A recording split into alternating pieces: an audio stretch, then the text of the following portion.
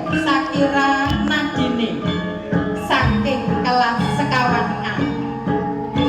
Mewah Nimas Ayu Kanaya Zahra Intamani saking kelas gangsal A.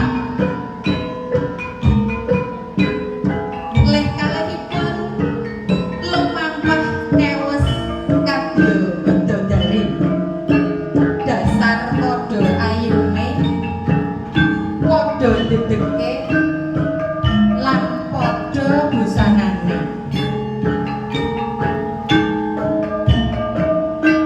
Wonten ing sawingkingipun cucuking lampah nandhingani langkahipun kirap inggih menika Bapak Iyang Antono Sarjana Pendidikan minangka wali kelas 6A saha Bapak Chandra Krismita Iwan Sarjana Pendidikan minangka wali kelas 6B.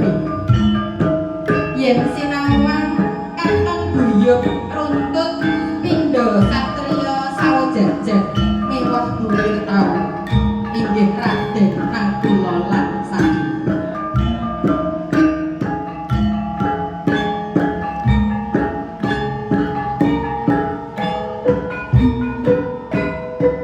Para siswa tumapak ing marga utama langkah lampah katon endah anut wiramaning gendhing.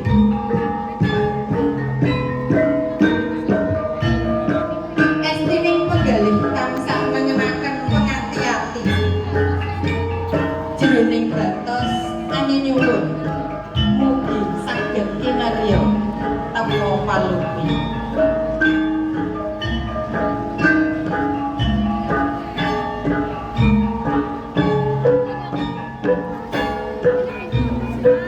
Ingkang peputra kakung ginakaken rasukan beskap sinekar warawari soroting netra nggunggung pambudi dedeg pangandhek dedeg piyanggen hanggayuh luhuring budi pekerti lan ilmu gagah prakosa kadya satriya panembika